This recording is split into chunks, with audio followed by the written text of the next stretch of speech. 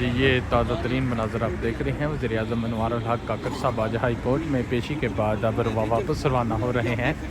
ये वज़ीर-ए-आज़म पाकिस्तान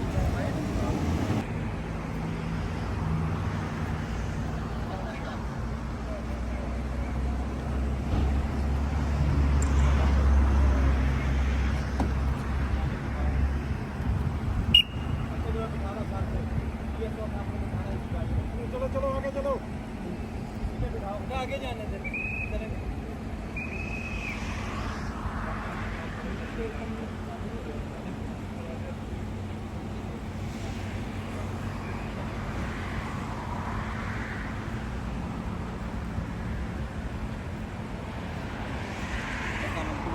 ताज़ा तरीन इतना दिखाई दे रही है। अस्सलाम वालेकुम जी, आपको खबर ताज़ा तरीन दिखाई दे रही है।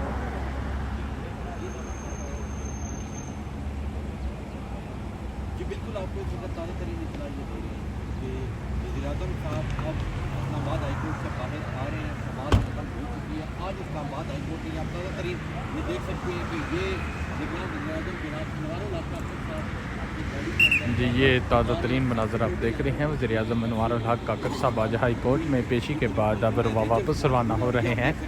ये वज़ीर-ए-आज़म पाकिस्तान